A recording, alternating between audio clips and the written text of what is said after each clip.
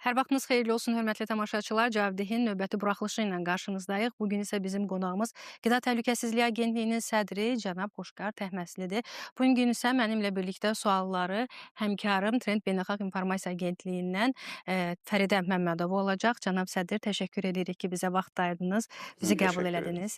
Cənab sədr, istəyirəm suallarımıza başlayaq. İlk öncə, Aktanın fəaliyyəti dövründə qida təhlükəsizliyi sahəsində hansı əsas nəticələr əldə olunub? Bizə belə bir fürsəti yaratdığınız üçün mən sizə minnətdarlığımı bildirmək istəyirəm və biz də çalışacağıq göz növbəmizdə həm Aktanın fəaliyyət dövründə olan həyata keçirdikləri işlərin hamısının hesabatını verməklə yanaşı, eyni zamanda bildiyiniz kimi qida məhsulları insan həyatında ən vacib amillərdən biri olduğu üçün ictimaiyyət üçün də maraqlı olan bütün suallara ətraflı cavab verə bilək. İlk öncə nəzərinizə çatdırmaq istəyirəm ki, qida təhlükəsizliyi özündə əsas 3 istiqaməti birləşdirir. Bunlardan birincisi və ən vacib məqamı təbii ki, insan sağlamlığıdır. İkinci əsas məqamlardan biri qida təhlükəsizliyinin tətbiq olunması nəticəsində ərzaq təhlükəsizliyinin təmin olunmasıdır və üçüncü ən vacib istiqamət isə qida məhsullarının keyfiyyət və təhlükəsizlik göstəricilərinin elə səviyyəyə çıxardılmasıdır ki, həmin məhsulların ixrac potensialı yüksək olsun. Bununla əlaqədar qida təhlükəsizliyi sahəsində 2019 və 2025-ci illəri əhatə edən dövlət proqramı qəbul olunub və həmin dövlət proqramı özündə 12 prioritet istiqamətdə 72 tədbir əhatə etmişdir və Qida Təhlükəsizliyi Agentliyi də həmin tədbirlərdən 93%-dən çoxunun icrasına nail olubdur. Bunlar əsasən qanunvericilik sahəsində tədbirlərin həyata keçirilməsidir. Xüsusilə mən qeyd eləmək istəyirəm ki, qida təhlükəsizliyi haqqında qanunun qəbul olunması məsələsidir. Qida təhlükəsizliyi haqqında qanunun özəlliyi ondan ibarətdir ki, bu qanun yalnız insanların istehlak elədiyi qidanın deyil, eyni zamanda yem təhlükəsizliyini də özündə ehtiva eləyir ki, bu da bilavasitə həm də heyvanların, balıqların və quşluq təsərrüfatlarında yetişdirilən quşların sağlamlığının da təmin olunmasını gətirib çıxardır ki, bu da vahid sağlamlıq konseptinin bir hissəsi olaraq sonuçta insan sağlamlığına öz təsirini göstərir. Eyni zamanda bu fəaliyyət dövrü ərzində əsasən beynəlxalq standartlara uyğun olan qeydiyyat, təsdiq və sertifikatlaşma məsələsi qüvvəyə minibdir. Xüsusilə mən qeyd eləmək istəyirəm ki, 2019-cu ilə nisbətən 2025-ci ildə qida zəhərlənmələrinin sayı 75% azalıb. Qida Təhlükəsizliyi Agentliyinin nəzdində bildiyiniz kimi Qida Təhlükəsizliyi İnstitutu da fəaliyyət göstərir. Həmin institutun fəaliyyəti qida məhsullarının ixal, ixrac zamanı ekspertizaların həyata keçirilməsindən ibarətdir. Eyni zamanda Qida Təhlükəsizliyi İnstitutunun nəzdində 17 laboratoriya təşkil edilib. Əlavə olaraq 8-i səyyari laboratoriyalardır və laboratoriyalardan 3-ü beynəlxalq akkreditasiyalardan keçib. Bu dövr ərzində 12 milyona qədər qida nümunəsinin ekspertizaya cəlb olunub və əsas sevindirici fakt ondan ibarətdir ki, 2018-ci ilə nisbətən artıq 2025-ci ildə qeyri-kafi nəticələrin faizi kifayət qədər enib, aşkarlanan nəticələr 0,8% təşkil edir. Əlavə olaraq bitki sağlamlığı və heyvan sağlamlığı istiqamətində də mühüm addımlar atılıb. Belə ki, xüsusilə mən qeyd eləmək istəyirəm ki, Azərbaycan Respublikasının bir sıra xüsusi təhlükəli heyvan xəstəliklərindən azad ölkə statusunu əldə etməkdir. Bu, xüsusilə qeyd eləmək istəyirəm ki, quş qripindən azad ölkə statusunun və xırdabuynuzlu heyvanların taunundan azad ölkə statusunu Azərbaycan Respublikası bu dövrdə əldə edib və bir sıra heyvan xəstəlikləri üzrə də azad statusu qoruyub saxlaya bilib.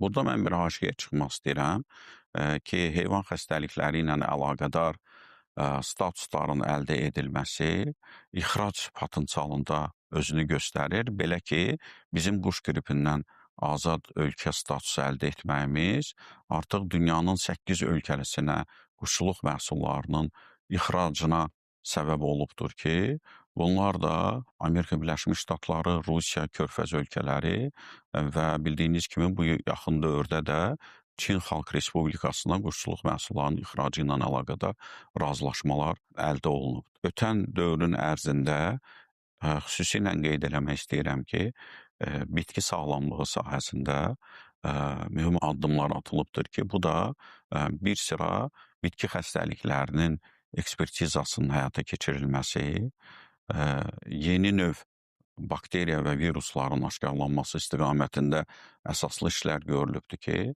bu da Azərbaycanın bitkiçilik məhsullarının dünyanın bir sıra ölkələrinə ixracını təmin eləyib və təsadüfi deyildir ki, 2025-ci ildə artıq Azərbaycan 1 milyon tona yaxın bitkiçilik məhsulunu dünyanın 70-dən yuxarı ölkəsinə ixracına nail olunubdur ki, buradan da təqribən 845 min tondan yuxarısı əsasən meyvə-tərəvəz məhsullarıdır. Qarşıdakı 5 ildə qida təhlükəsizliyi sahəsində hədəflər nələrdir və dövlət proqramının icrası adi vətəndaşların həyatına sizcə necə təsir eləyəcək? Nəzərinizə çatdırmaq istəyirəm ki, növbəti dövrü əhatə eləyən 2026-cı il və 2032-ci illər dövrü əhatə edəcək dövlət proqramında işlənib hazırlanıb. Əgər mənə sorsaz ki, yəni hal-hazırda qida təhlükəsizliyi sahəsində birinci atılmalı olan addım nədən ibarətdir? Mən deyərdim ki, bu heyvanların identifikasiyası məsələsinin həyata keçirilməsidir. Bizim fəaliyyətimiz dövründə artıq 1 milyon ədəd heyvanın identifikasiyasını həyata keçirilib qeydiyyatını aparmışıq. İndi isə dövlət başçısının müvafiq sərəncamına əsasən artıq 2027-2030-cu illər ərzində iri buynuzlu və xırda buynuzlu heyvanların identifikasiyası həyata keçiriləcəkdir. Dövlət hesabına aparılacaq bu tədbir və bu da bizə imkan verəcəkdir ki, biz həm iri buynuzlu və həm də xırda buynuzlu heyvanların və onların emal məhsullarının izlənməsini həyata keçirdək. Çünki heyvan sağlamlığı olmadan qida təhlükəsizliyini təmin etmək mümkün deyil və identifikasiya olmadan isə heyvan sağlamlığını təmin etmək mümkün deyil. Nə verəcək bizə həmən identifikasiyanın həyata keçirilməsi? İdentifikasiya bizə həm ithal olunmuş heyvanların, həm də Azərbaycanda doğulan heyvanların ilk günündən etibarən onların keçirdiyi xəstəliklər, qəbul elədikləri baytarlıq preparatları, vaksinasiyalar və ölüm səbəbləri. Yəni, onlar təbii kəsməmi gedib və yaxud hansı bir xəstəlik nəticəsindəmi tələf olub. Bunlar hamısı identifikasiya sistemində öz əksini tapacaq və eyni ilə biz həmin məhsulların izlənməsini həyata keçirdə biləcəyik. Belə ki, bütün ticarət şəbəkələrində, ictimai yaşam müəssisələrində çıxarılacaq ətlərin izlənməsi həyata keçiriləcək və istehsal müəssisələrində emal olunan bütün qida məhsullarının, dolayısıyla ət məhsullarının da hamısının demək izlənməsi mümkün olacaq. Bu da həm keyfiyyətsiz və təhlükəli ət məhsullarının dövrüyə girməyinin qarşısını alacaq.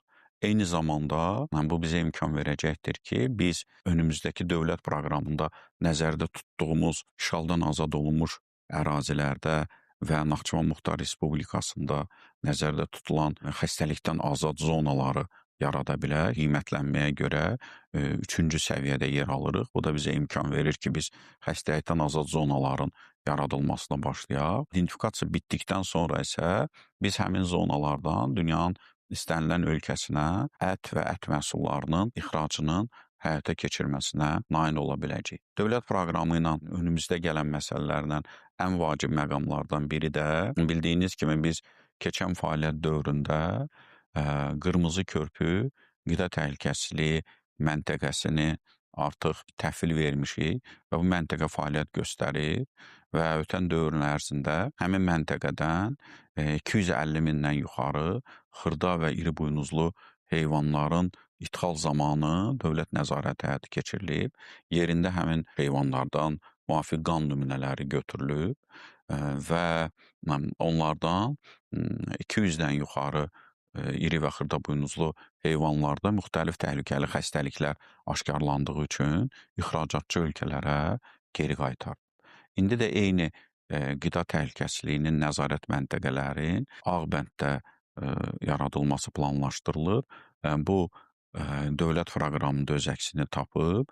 Bu bizə imkan verəcəkdir ki, həm qida məhsullarının tranzitinin, həm də ithal-ixrac prosedurlarının həyata keçirilməsi zamanı müvafiq beynəlxalq standartlara əməl eləyə bilək və bu da Azərbaycanın həm qida məhsullarının tranzitində, həm də həmin məhsulların ixracında daha da geniş imkanların əldə olunmasına səbəb olacaq.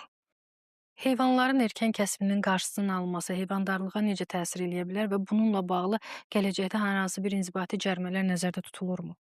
Təşəkkür edirəm. Bu çox vacib məsələdir və biz hesab eləyirik ki, ən aktual məsələlərdən biridir.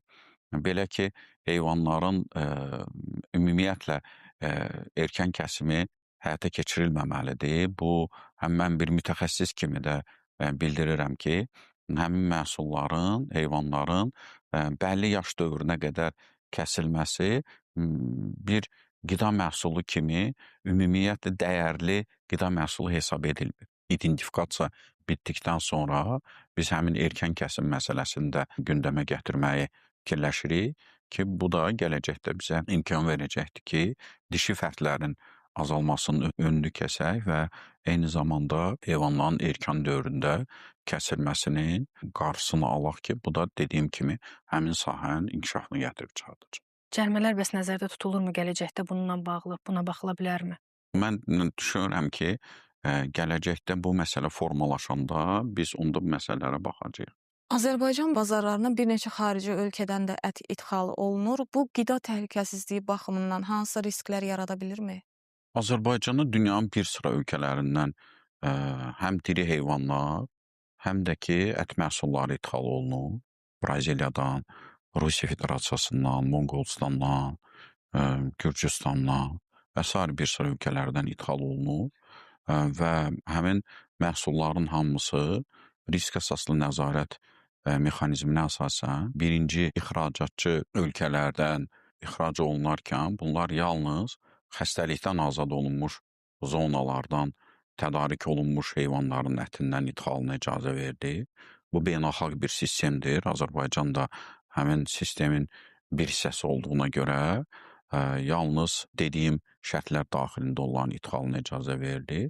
Eyni zamanda ət və ət məhsulları yüksək riskli məhsullar olduğuna görə onlar ixal zamanı bütün parçaları ekspertizaya cəlb olunur və yalnız bundan sonra ölkəyə ixalına icazə verilir. Ət məhsulları digər məhsullar kimi dövlət nəzarəti həyata keçirilir. Həmin məhsullar üzərində qida təhlükəsizliyi baxımından hər hansı bir risk törədə bilməz. Hər bir istehlakçı həm də qida nəzarətçisi olmalıdır. Bizim ən çox çağırış eləmək istədiyimiz məsələ ondan ibarətdir ki, Azərbaycanda əhali qida təhlükəsizliyi sahəsində ictimai nəzarəti gücləndirməlidir. Quşçuluq müəssisələrində istehsal tələblərə cavab verirmi və bir də broiler toyuqların yetişdirilməsində hormonlardan istifadə olunur deyə bir iddialar var. Bunlara münasibətiniz necədir? Quşçuluq məhsullarımızı dünyanın bir sıra ölkələrində ixrac eləyə bilirik. Eyni zamanda bildiyiniz kimi ərzaqlıq yumurtanın ixracını da həyata keçirdirik və ötən dövr ərzində biz 100 milyondan yuxarı ərzaqlıq yumurtanın dünyanın müxtəlif ölkələrində ixracını etmişik və bu günlərdə də Çin Xalq Respublikasında bizim müvafiq orqanları ilə razılaşma əldə etmişik ki, Azərbaycanın quşçuluq məhsullarının Çin Xalq Respublikasına da ixracını həyata keçirdəcək. Yəni, bir sıra hallarda kütlə informasiya vasitələrində belə bir fikir formalaşdırmağa çalışırlar ki, Azərbaycanın quşçuluq sənayesində yetişdirilən quşçuluq məhsullarının keyfiyyət və təhlükəsizlik göstəricilərində problemlər var. Nəzərinizə çatdırmaq istəyirəm ki, bu belə deyil. İlk öncə bildirmək istəyirəm ki, həmin müəssisələr üzərində dövlət nəzarəti həyata keçirilir. İkinci ən vacib məqam ondan ibarətdir ki, orada qida təhlükəsizliyi qanunundan irəli gələn yem təhlükəsizliyi üzərində də dövlət nəzarəti olur. Bayaq bildirdiyiniz hormonlarla yanaşı, bildiyiniz kimi quşların qidasında və onların suyunda antibiotiklərin tətbiqi ilə əlaqədar məsələlər də gündəmə gəlir dövrü olaraq və bu baxımdan da bizim bayaqları ortalığa çıxardığımız vahid sağlamlıq konseptinin əsas hissəsi ondan ibarətdir ki, demək, yem təhlükəsizliyi əgər təmin olunarsa, bu deməkdir ki, quş ətinin və yumurtanın da təhlükəsizliyi təmin olunur və hal-hazırda da Azərbaycandakı bütün o quşçuluq təsərrüfatlarının hamısında dövlət nəzarəti bizim tərəfimizdən həyata keçirilir. Statistikaya görə bugünə qədər 100-ə yaxın quşçuluq müəssisəsində 163 dövlət nəzarəti həyata keçirilir və 85 halda bizdə müxtəlif normativ texniki hüquqi aktların müəyyən tələblərinin pozulması müəyyənləşdirilir. Amma 300-dən yuxarı hallarda biz ekspertizalar həyata keçirmişik və qətiyyətlə demək istəyirəm ki, orada istər quş ətində, istərsə də yumurtada nə antibiotik, nə də hormonların aşkarlanması faktı öz əksini tapmayıb. Bəzi qida məhsullarında, məsələn, kolbasa, sosiska məmulatlarında, yaxud da uşaq qidalarında tərkiblə üzərində yazılan məlumatlar arasında uyğunsuzluq aşkarlandığı olur. Yalnız kolbasa məmulatlarına və uşaq qidalarına aid olan bir məsələ deyil. Ekspertizalar zamanı biz adını çəkdiyiniz məhsullar da daxil olmaqla bir sıra məhsullarda biz məhsulun demək, etiket məlumatları ilə məhsulun özünün göstəricilərinin arasında uyğunsuzluqlar aşkarlayırıq. Bu da təbii ki, istehlakçıların hüquqlarının pozulması deməkdir və bu hallarda biz həmin məhsullara qarşı müvafiq tədbirlər görürük. Bu ithal zamanı da olur və yerli istehsal olunan məhsullar arasında da rast gəlinir. 2568 kiloqram qardaş Türkiyədən ixrac olunan uşaq qidaları, 2400 kiloqram Gürcüstan Respublikasından ixraca cəhd olunan uşaq qidası və 4435 kiloqram da İsveçrədən ixrac olunan uşaq qidaları tərkibində toksinlər aşkar olunduğuna görə bizim tərəfimizdən ixracatçı ölkəyə geri qaytarılır. Kolbasa məhsulları ilə əlaqədar nəzərinizə çatdırmaq istəyirəm ki, bizim tərəfimizdən 65 kolbasa və sosis emal edən müəssisələrdə ötən dövrün ərzində 230-dan çox yoxlama həyata keçirilib və bu 60 halda qida təhlükəsizliyi sahəsində müxtəlif pozğunluqlar aşkar edilibdir ki, bu da 46 müəssisədən götürülən 78 nümunədə insan qidası üçün yararsız göstəricilər, eyni zamanda da qida dəyərləri bəli arasında uyğunsuzluqlar olub və əsasən də orada biz 10 halda ad DNT-sini aşkarlamışıq ki, və həmin müəssisələr haqqında da qanunvericilikdə nəzərdə tutulmuş qaydada tədbir həyata keçirilir. Qoşqan müəllim, ərzaq bazarlarında açıq şəkildə və zəhərlənmə riski yüksək məhsulların satışı həyata keçirilir ki, bunlara turşu, süd məhsulları, ət məhsullarını misal göstərmək olar və bunlara nəzarət mexanizmi necə həyata keçirilir? Ərzaq bazarlarında hal-hazırda vəziyyət ürəkaçan deyil. Sual çıxa bilər ki, onda biz nəyə görə orada dövlət nəzarət tədbirlərini həyata keçirmirik? Heyvan bazarlarının üzərində artıq biz nəzarət sistemini həyata keçirdik. 28 heyvan bazarı var idi. Biz həmin bazarların keçən il hamısının fəaliyyətini durdurduq. Çünki bazarların heç biri standartlara uyğun deyildi. Heç bir baytarlı sanitariya norma və qaydaları əməl edilmirdi orada.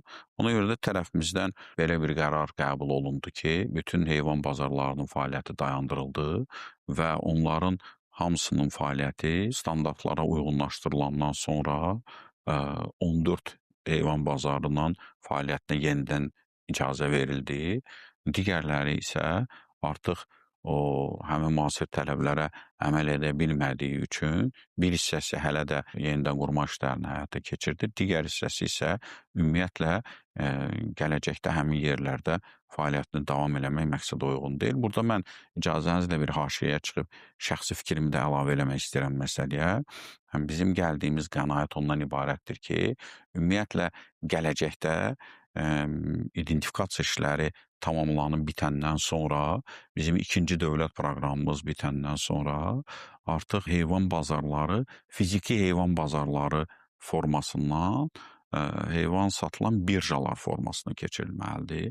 Əgər mənə sorsanız ki, bu fəaliyyət dövrünün ərzində ən neqativ halları harda aşkarlamısınız? Mən deyərəm ki, ərzaq bazarlarında. Və təəssüf ki, həmin neqativ hallar indi də davam etməkdədir. Biz bu işlərin mərhələli şəkildə tətbiq olunmasının tərəfdarı olduğumuz üçün burada inzibati tədbirlərə çox kəskin şəkildə getməmiş. Amma buna baxmayaraq 84 ərzaq bazarında bizim tərəfimizdən yoxlamalar həyata keçirilir.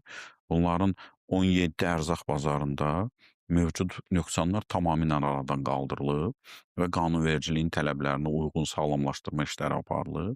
8 bazarda nöqsanlar qismən aradan qaldırılıb. Digər 59 bazarda isə nöqsanların aradan qaldırılması istiqamətində hal-hazırda həmən işlər aparılır. Biz də buradan fürsətdən istifadə edib eyni bazarların sahibkarlarına və rəhbərliklərinə müraciət edib bildirdik ki, bunları tezliklə nöqsanları aradan qaldırmalıdırlar. Əks təqdirdə heyvan bazarlarında olduğu kimi eyni ilə biz həmin müəssisələrdə dövlət nəzarətini həyata keçirdəcəyik və müəssisələrdə sağlamlaşdırma işlərindən nail olacaq. Məktəb və uşaq bağçalarında qida zəhərlənmələrinin qarşısının alınması üçün hansı tədbirlər həyata keçirilir? Dövrü olaraq monitorinqlər həyata keçirilir.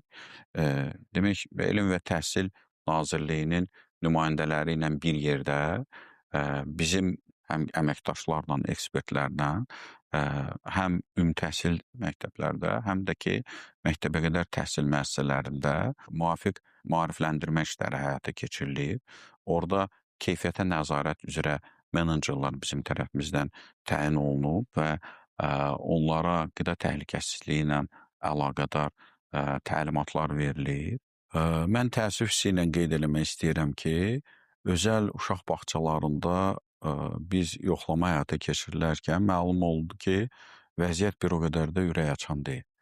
Belə ki, biz 100-dən yuxarı özəl uşaq bağçasında dövlət nəzarətini həyata keçirdik və 80%-dən yuxarı, daha dəqiq desək, 107 uşaq müəssisəsindən 88-ində çox ciddi nöqsanlar aşkar elədik və bu nöqsanların arasında vaxtı keçmiş ərzaq məhsullarının istifadəsi kimi, ərzaq məhsullarının saxlanma rejiminə düzgün əməl olunmaması kimi, saxtalaşdırma hallarının olması kimi, bitki mənşəli yağların kərə yağı adı altında özəl uşaq bağçalarında uşaqlara istehlakına verildiyi kimi, eyni zamanda sanitar gigiyenik və sanitar texniki vəziyyətlərdə də nöqsanlar aşkar edilib. Qoşqa müəllim, marketlərdə satılan bəzi məhsullarda vaxtaşırı etiketlərdə saxtalaşdırmaların şahidi oluruq. Buna qarşı AQTA necə nəzarət mexanizmi həyata keçirir? Ümumiyyətlə, dünyada ən çox saxtalaşdırılan məhsullar alkoqolli içkilərdir. Azərbaycanda da alkoqolli içkilərin saxtalaşdırılması ön sıradadır. Balın saxtalaşdırılma halları çoxdur.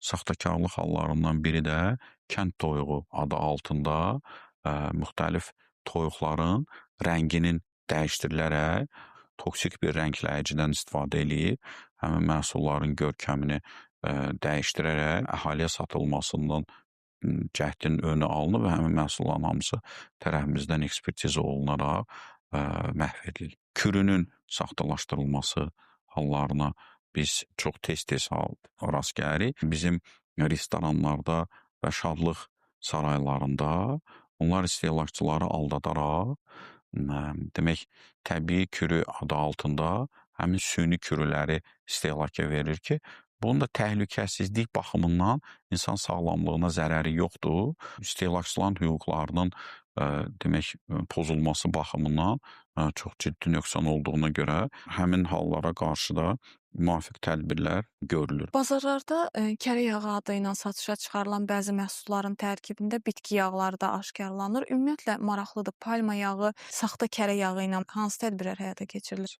Birinci nəzərinizə çatdırıram ki, ölkəyə ixal olunan bütün qida məhsulları kimi yağların da üzərində xüsusi dövlət nəzarəti həyata keçirilir. Çünki onlar yüksək riskli məhsullar olduğu üçün bunların bütün partiyaları yoxlamalara cəlb olunur. Tərəfimizdən nöqsanlar aşkar olunanda bunlara qarşı müvafiq tədbirlər həyata keçirilir. Mən palma yağının üzərində dayanmaq istəyirəm. Birinci palma yağı ilə əlaqədar bir məsələni diqqətinizə çatdırmaq istəyirəm ki, palma yağı ilə bağlı ictimaiyyətdə həddindən artıq çirkli bir məlumat var. İnsanlarda belə bir təəssürat var ki, palma yağı digər yağlara nisbətən çox təhlükəli bir yağdır. Əslində bu belə deyil. Palma yağı da digər bitki yağları kimi insan qidası üçün yararlı bir yağdır. Dünyada istehsal olunan qənnadı məhsullarının 35%-də palma yağları istifadə olunur. Nə üçün? Həmin palma yağları təbiətən qatı yağ olduğuna görə onun əlavə emal proseslərindən keçmədiyi üçün o daha ucuz başa gəlir və buna görə də bazardan digər yağları sıxışdırıb çıxardır və buna görə də qarğıdalı və günəbaxan istehsal eləyən bir sıra həm iri müəssisələr, həm bir sıra ölkələrdə bu sahə ilə məşğul olan mütəxəssislər palma yağı ilə əlaqədar bizə çirkli məlumatlar veriblər kütləvi informasiya vasitələrində, amma əslində palma yağında da digər bitki mənşəli yağlardakı kimi bir sıra çirkləndiricilərin göstəricilərinə baxılmalıdır və eyni zamanda trans yağlarla bağlı. 4 şirkətdən 31-i olmaqla 73 nümunə ekspertizaya cəlb olunub və 16 dənə məhsulda uyğunsuzluq aşkarlanmışdı. 6390 kiloqramı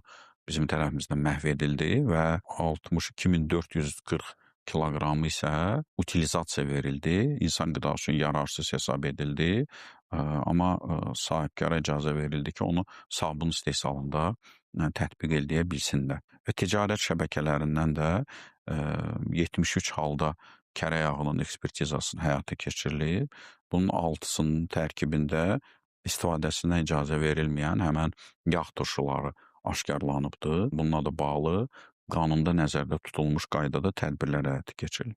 17 emal müəssisəsində və daxil olmuş şikayətlərə bağlı 45 ticarət obyektində yoxlamalar keçirilib. Yoxlamalar nəticəsində 43 nümunədən götürülərək təhlükəsizliyinə və tərkib göstəricilərinə görə ekspertizalara cəlb olunub. Uyğunsuzluq aşkar olunduğuna görə tərəfimizdən lazımi tədbirlər həyata keçirilir.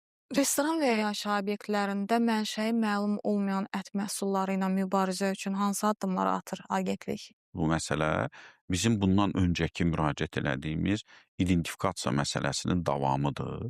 Bilavasitə elə identifikasiya ona görə tətbiq olunmalıdır ki, həm ticarət şəbəkələrində, həm də ki, ictimai yaşayış müəssisələrində ətin üzərində nəzarət həyata keçirmək mümkün olsun ki, keyfiyyətsiz, yararsız ətlər bu və ya başqa formada gəlib ticarət şəbəkələrinə və ya ictimai yaşayış müəssisələrinə çıxmasın. 7500-ə yaxın bizim restoranlarda, kafelərdə, ümumiyyətlə ictimai yaşayış müəssisələrində yoxlamalar olubdur. Burada 626 halda baytarlı sanitariya ekspertizasından keçməyən və mənşəyi məlum olmayan ətlərin, o cümlədən də at ətinin aşkarlanması meydana çıxıb. Bu dövrün ərzində də 500 kiloqrama qədər həmin ictimai yaşayış müəssisələrində yararsız ətlər demək kənarlaşdırılır. Burada müxtəlif mənşəli biz məhsulların mənşəyini aşkar edə bilirik. Eyni zamanda da GMO qalıqlarının və sair elementlərin ekspertizasını təyin etmək mümkündür. Qoşqar müəllim, heyvan xəstəliklərinə qarşı peyvəndləmə və baytarlıq nəzarəti necə həyata keçirilir? Heyvan xəstəlikləri ilə bağlı öncə nəzərinizə çatdırmaq istəyirəm ki, Azərbaycanda xüsusi təhlükəli xəstəliklərin ştamlarının kolleksiyası yaradılıb və bu səlahiyyət Qida Təhlükəsizliyi Agentliyinə verilib. Hal-hazırda bizim Qida Təhlükəsizliyi İnstitutunda müxtəlif demək hüceyrə kulturaları və patoloji materiallar saxlanılır. Bunlar Azərbaycanın bioloji ehtiyatıdır.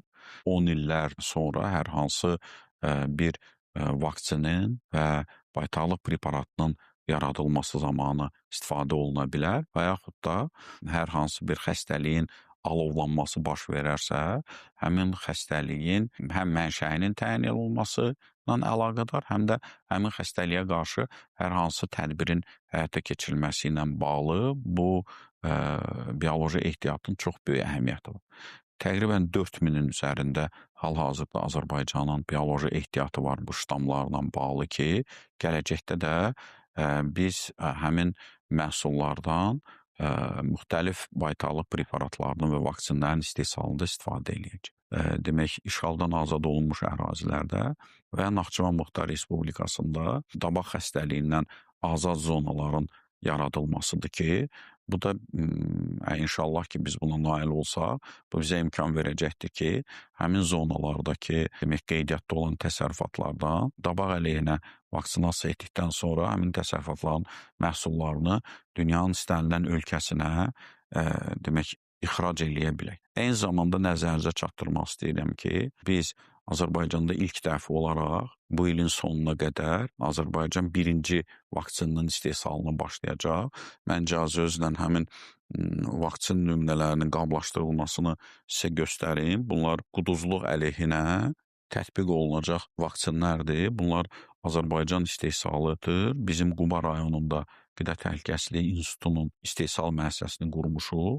Gələn ildən etibarən artıq Azərbaycan özü quduzluq əleyhinə vəhşi heyvanların arasında, ondan sonra isə ət yeyən heyvanların hamısının arasında biz aldadıcı yemlərlə vaksinasiyanı öz məhsullarımızdan aparacağıq və bu məhsullar dünyanın bütün beynəlxalq standartlarına cavab verdiyinə görə digər ölkələrə də ixracı nəzərdə tutulur. Bu da heyvanlar arasında quduzluq xəstəliyinin önünün alınmasına çox böyük bir töhfə verəcək. Qoşqar müəllim, qida təhlükəsizliyi ilə bağlı hansı çatışmazlıqlar var? Birinci bizim çatışmamazlıq kimi qeyd eləmək istəyirəm kadr potensialının məsələsi. Və fürsətdən istifadə eləyib mən gənclərimizə də səslənmək istəyirəm ki, qida təhlükəsizliyi ölkədə çox vacib sahələrdən biri olmaqla yanaşı, həm də çox maraqlı sahədir. Mən gənclərimizə müraciət eləyirəm ki, bu sahə çox perspektivli bir sahədir və çox vacib bir sahədir və gənclərimiz ixtisas seçimində bu məsələyə diqqət eləsinlər.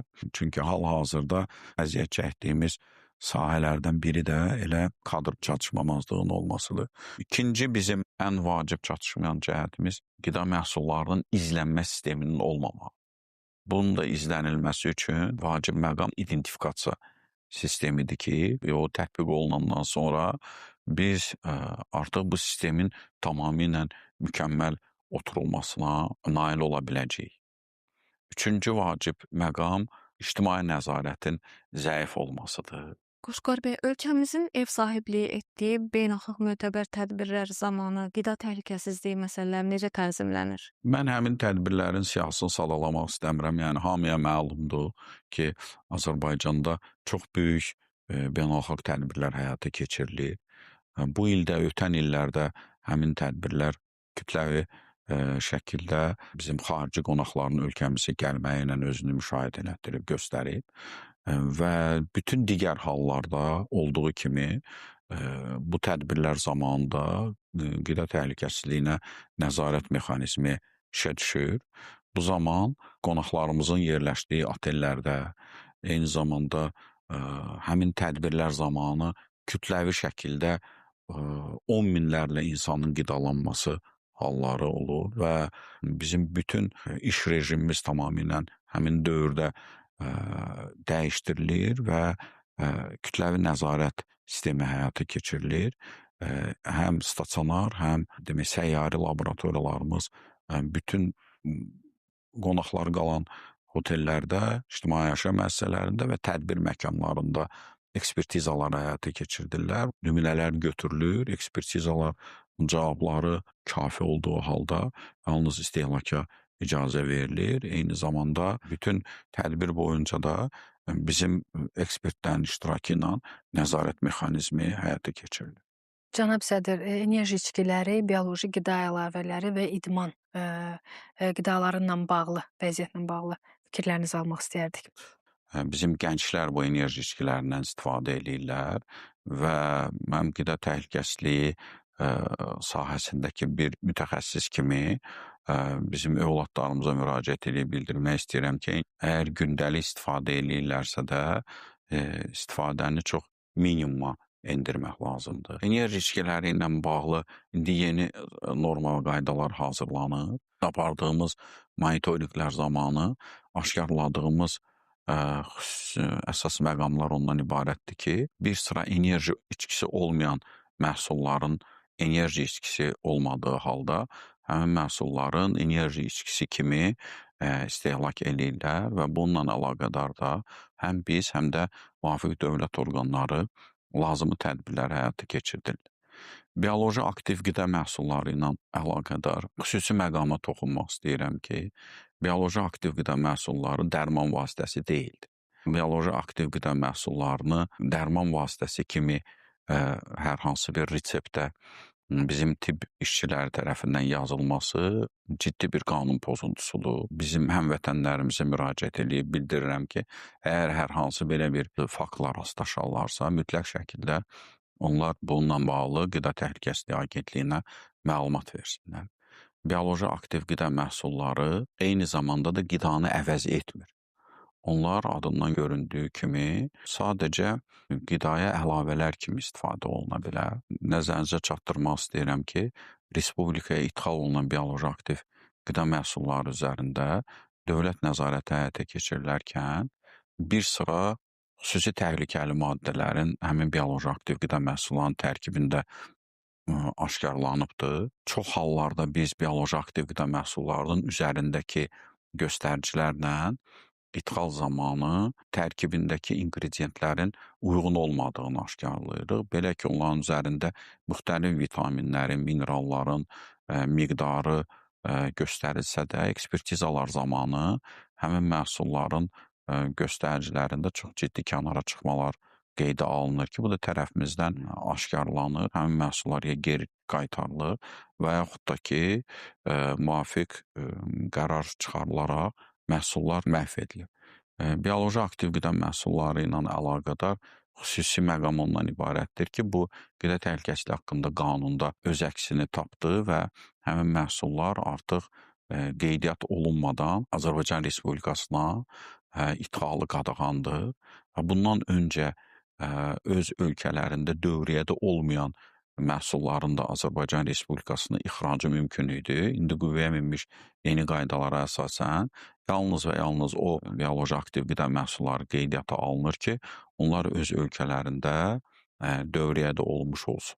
İdman qidaları ilə əlaqədar xüsusi qeyd eləmək istəyirəm ki, hal-hazırda bir sıra idman zallarında qeydiyyatdan keçməyən və əsasən şəxsi istehlak məqsədi ilə ixal edilib, sonradan isə bunun kütləvi satışa verilməsi halları bizim tərəfimizdən aşkarlanmışdı. Müvafiq qurumlara da biz bununla əlaqədar müraciət etdik və onlar da öz dəstəyini göstərdikdən sonra həmin faktların qarşısı alındı. Amma idman qidalarından və xüsusilə də qeydiyyatdan keçməyən idman qidalarından yanlış istifadə eləmək sağlamlığa çox ciddi zərər göstərə bilər. Qeydiyyatdan keçməyən təhlükəsizlik və keyfiyyət göstəricilərinə görə dövlət nəzarət orqanlarının dövriyyə və satış iznini almayan məhsulların istehlakından uzaq dursunlar. Bu onların sağlamlığına çox ciddi təhdid yaradır. Qoşqar bəy, Aktan fəaliyyəti dövründə özünüzün ən çox razı qaldığınız istiqamətlər barədə də danışmağınızı istərdik, maraqlı olardı.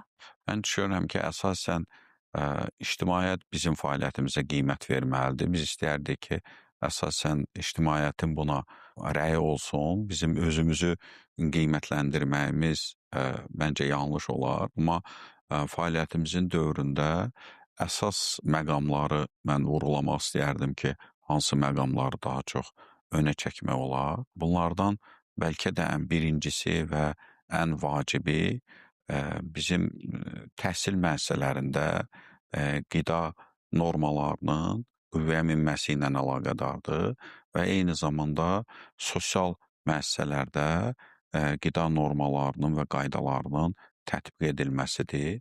Hər iki norma və qayda haqqında bildirmək istəyirəm ki, burada həm beynəlxalq ekspertlərin rəyi alınmaqla, eyni zamanda bütün müasir, çağdaş dünyamızda olan ən aparıcı qida təhlükəsizliyi sistemlərinin bu sanitar gigiyenik norma və qaydalarını nəzərə alaraq, eyni zamanda da elmi araşdırmalara görə təqribən 5 il ərzində həmin norma və qaydalar işlənilib hazırlandı. Bu işdə bizim digər dövlət orqanları da bizə yaxından kömək elədi və nəticədə adını çəkdiyimiz norma və qaydalar qüvvəyə minibdir ki, bu da həm məktəbəqədər uşaq müəssisələrində, təhsil müəssisələrində, eyni zamanda sosial yönümlü müəssisələrimizdə uşaqların qidalanmasında çox böyük əhəmiyyət kəsb eləyir.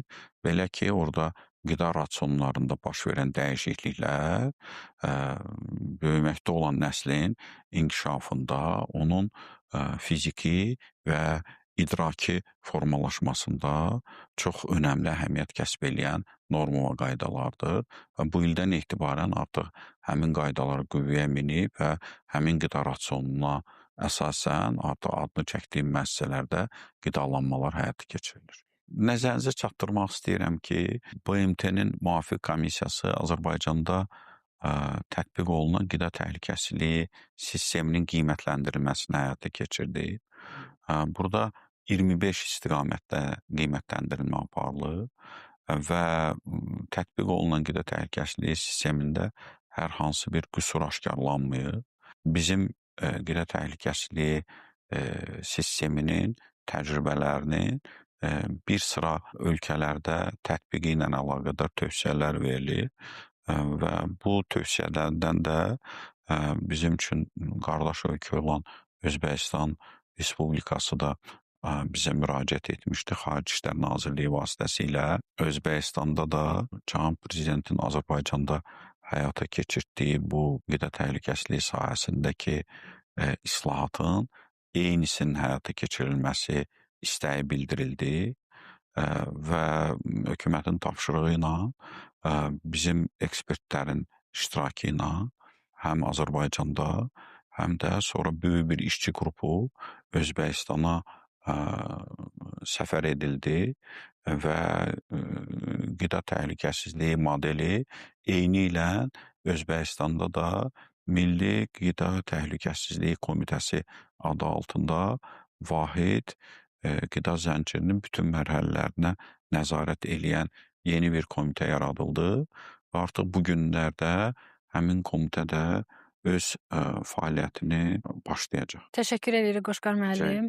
Bizə vaxt ayırdınız, bir-birindən maraqlı detallara vardıq, onları cavablandırdınız. Dəyərli həmkarım, sizə təşəkkür edirəm. Hörmətli tamaşaçılarımız, bugün bizim qonağımız Qida Təhlükəsizliyi Agentliyinin sədri cənab Qoşqar Təhməzli idi və biz qida sahəsindəki ən son yeniliklər, çatışmazlıqlar və əldə olunan nailiyyətlərdən danışdıq. Növbəti cavabdeh buraxılışlarında görüşmək ümidi ilə özünüzə yaxşı baxın.